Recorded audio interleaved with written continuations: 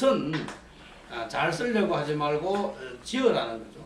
그 다음에 우리가 음식은 건강을 위해서 8부만 먹으라 그러는데 하이쿠는 그보다 더 줄였어요. 6부나 7부만 하라. 하고 싶은 말이 있으면 60%나 70%만 하라 이게요. 그거 다 해버리면 감상하는 사람이 참여할 여지가 없어져 버린다 이거죠.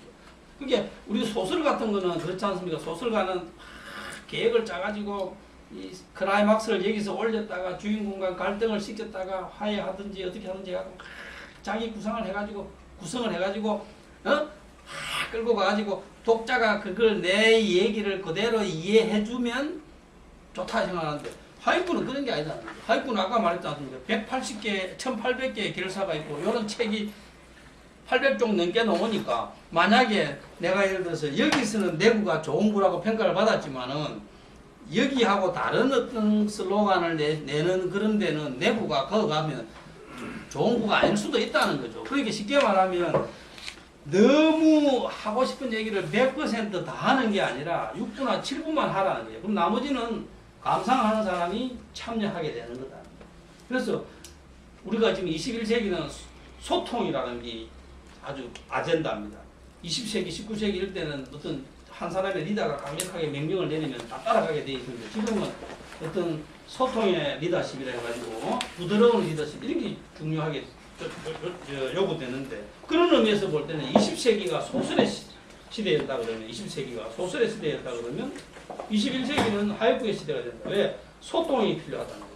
하고 싶은 말을 전부 다 하는 게 아니다. 이거죠.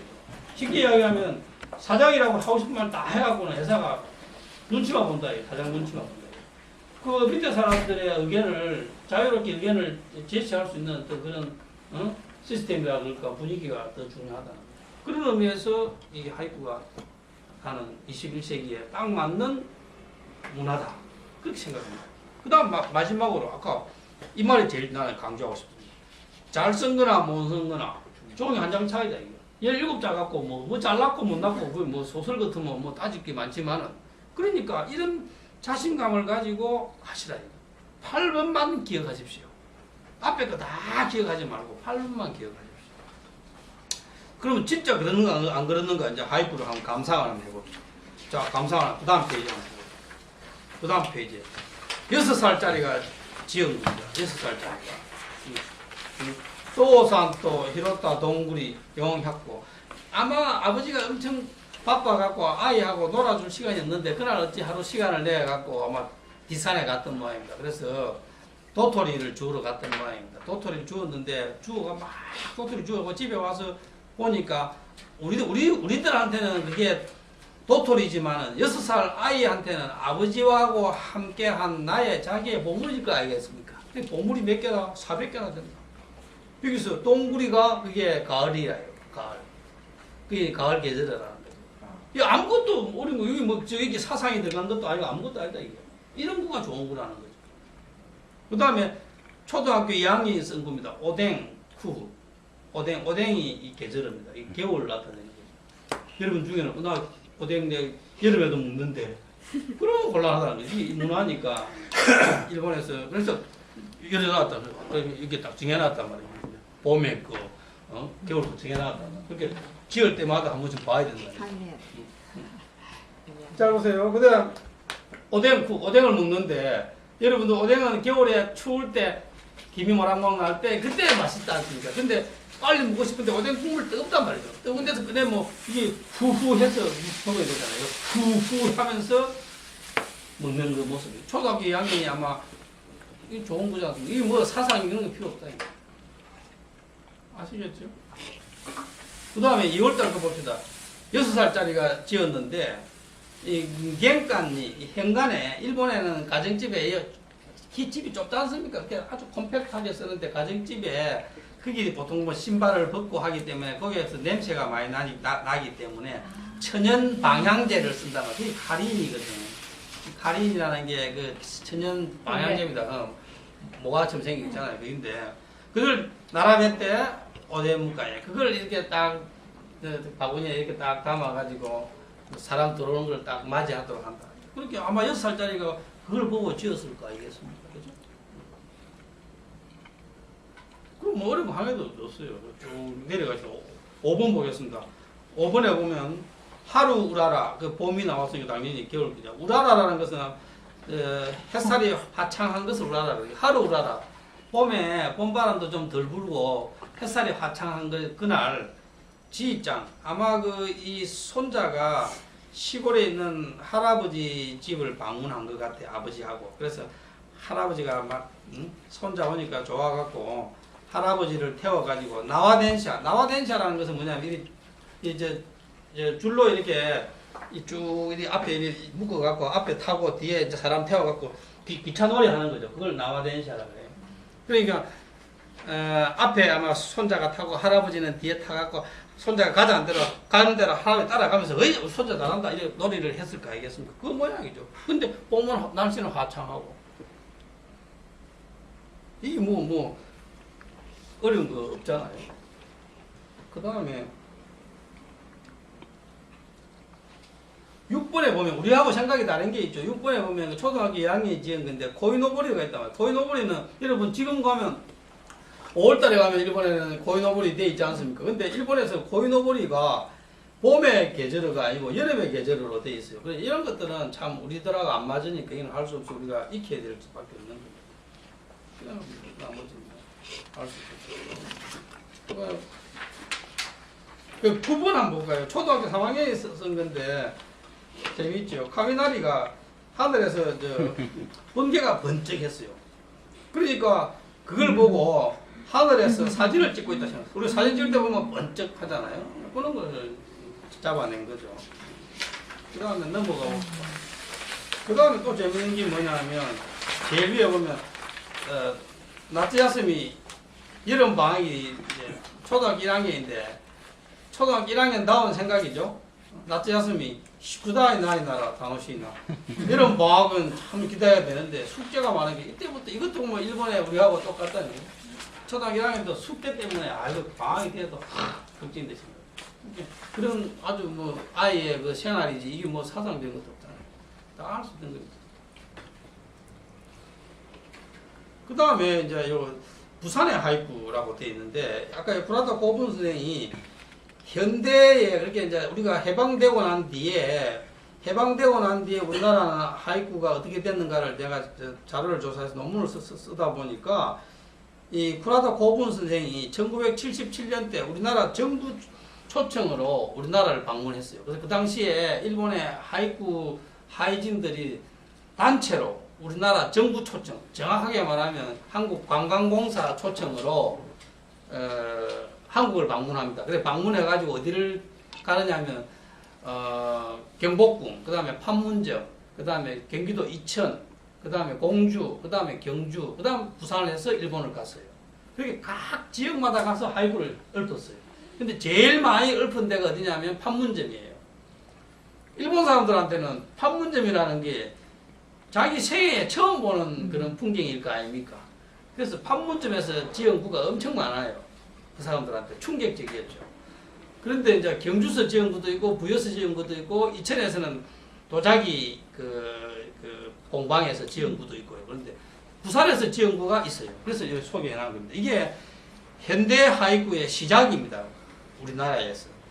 그게 요전에 일본인들이 개인적으로 와서 하이쿠를 쓴 구가 틀림없이 있을 거라고 봅니다. 내가 볼 때는. 그런데 그것이 공개된 자료가 없습니다. 지금 현재. 그래서 그게 1945년 이후에 해방되고 난 뒤에 공개적으로 하이진들이 한국에 와서 쓴 구들이 1977년도부터 나타나기 시작합니다. 그 중에서 이제 부산에서 지은 구만 내가 소개하는 겁니다. 그런데 이분이 부산에 도착해갖고 지은 구가 이겁니다. 그 밑에 한글로 내가 번역을 해놨습니다만 그거는 참고하시면 됩니다.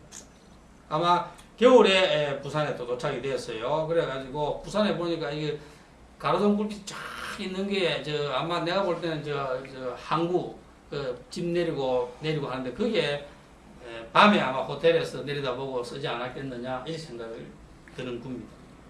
그리고 난 다음에 2005년도에 부산 외국어대학에서 대학원 학생들한테 특강을 하고 부산대학에서 또 학회에서 이분이 발표를 하셨습니다. 그때 저 온천장에 지금은 농심 그 호텔이 됐죠. 그 농심 호텔에 묵었습니다. 근데 저랑 같이 있었는데 그때 이 선생님이 쓴 부입니다 이게. 그래서 마즈 그때 이렇게 써져 일본 사람들은 마즈 말하면 이쪽 몸이지가 오레오 무가에 구레. 그런데 그날 가을인데 파랑 그 부산대학 앞에 그 지금 정문 앞에 그 버스 다니는 길에 가로수가 이렇게 물이 들어 있었습니다. 그때 그걸 보고 쓴 겁니다.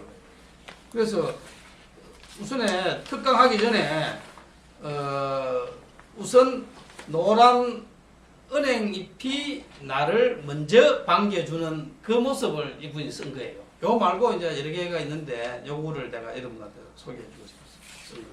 이분이 부산을 두 번이나 왔어요. 근데 지금 부산에 있는 모 대학에서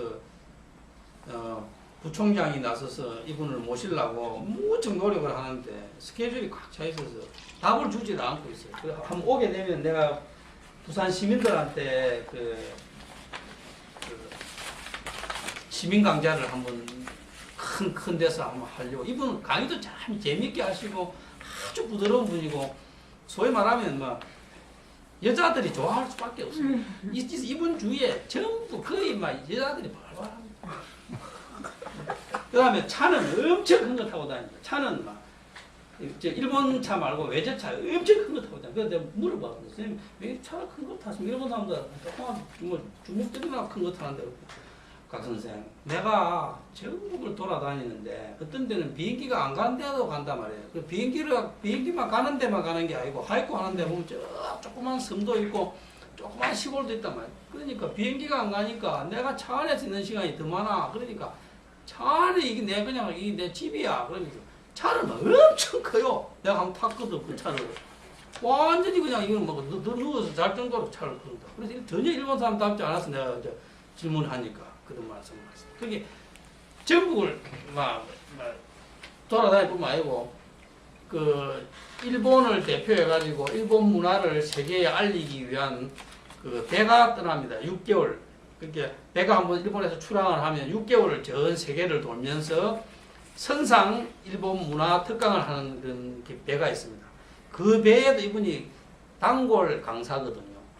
그러니까 이분이 만약에 그 배를 탔다 그러면 전 스텝이 비상인 거야. 왜냐하면 6개월 동안 이 책을 만들어야 되는데 그때 전부 그 외국에 가 있을 동안에도 거기서도 다 이게 심사를 해야 되는 거니까. 그런 정도로 이분이 스케줄이 바쁜 분이라. 그래서 내 생각은 부산에 한번 오게 되면 뭐 시민회관이나 그런 데서 빌려서 강의를 하면 이분도 부산에 대해서 좋은 또 이미지를 가지고 계시고 또 그렇게 되면 이분이 관여하는 이런 모임들을 1년에 한 번씩만 부산에서 한다 그러면 250명씩 모시고 올 거 아니냐 말이에요. 그럼 250명 오면 그분들이 한 분이 한 300만 원씩만 쓰고 가도 그 돈이 얼마고 말이에요. 정기적으로. 그래서 만약에 그런 걸 한다 그러면 이분이 특강을 한다 그러면 제가 이제 그 통역을 하겠지만은 이런 분들은 연세가 많은 분들이 많으니까 차도 그 안에 뭐 그 간호 인력도 태워야 되고 또 아주 그 음식도 좀 소화 잘 되는 걸 해야 되고 이런 걸 종합적으로 생각해야 되는데 우리나라 사람들은 이런 회의장 같은 거는 뭐 큰 데가 많지만 그런 거 디테일한 거를 잘 안 따진단 말이에요. 그러니까 일본 사람들은 실컷 돈 쓰고 가고 돌아가갖고는 그 안 갈라 한단 말이에요. 그러니까 그런 디테일한 것까지 잘 해서 한 번만 잘 해놔 놓으면 이분들은 뭐 수시로 한단 말이에요. 뭐 올해 이게 나와 있잖아요. 답답해 죽겠어요. 여기 나와 있잖아요. 7월 1일 날 어디서 하냐면 키타큐슈에 그 모지고가 있거든. 모지고 옆에 그 호텔이 있어요. 그 호텔에서 2박 3일간 하거든. 여기 스케줄이 나와 있는데 여기 나와 있단 말이에요. 그러면 이런 거를 부산에서 유치하면 얼마나 돈이 되냐 이 말이야. 나 답답해. 그 값이 많은지 모르겠어.